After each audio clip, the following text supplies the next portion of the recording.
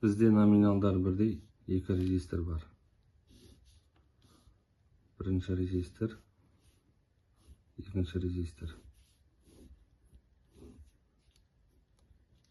R1, R1, R2. Кедергісі 1 Ом, 1 Ом.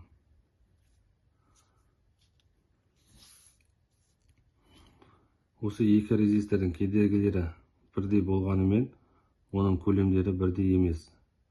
Яғни, мына резистор арқылы электр тоғы өткен кезде резисторды қыздырады. Яғни, жылу бөлінеді. Жалпы электр тоғы дегеніміз зарядталған бөлшектердің реттелген қозғалысы. Мысалы, мына металл сым, оны біз ішін қарайтын болсақ, теріс зарядты электрондар бар. Осы металл сымға кернеу берілмей тұрып, мына электрондар ішінде бейберекет қозғалыста болады. Енді осы металл сымға кернеу берілген кезде электр өрісі пайда болады. Яғни мына электрондар белгілі бір бағытта қозғалады. Енді мынау біздің сым ғой. Ары қарай сымға біздің резисторымыз жалғанады.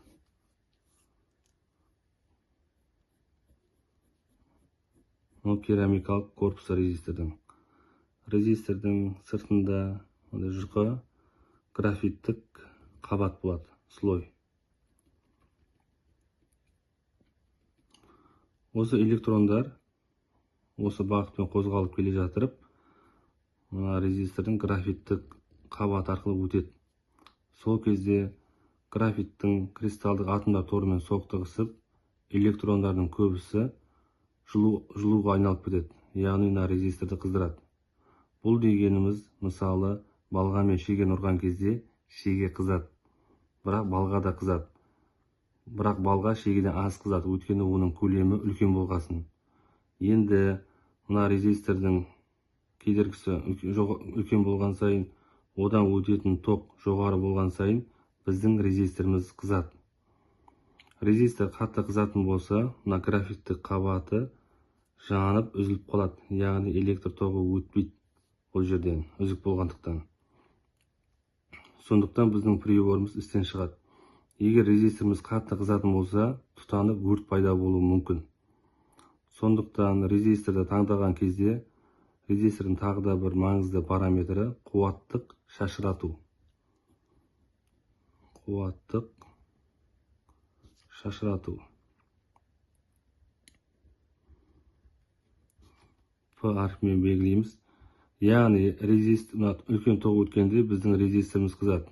Соны, яғни қызған кезде жылу бөлінеді. Сол жылуды өзінің тылауынан резистор ары қарай тарату керек. Яғни қатты қызып кетпеу керек. Резисторды таңдаған кезімізде оның кедергісіне ғана мән бермей, оның қуатына да мән беру керек.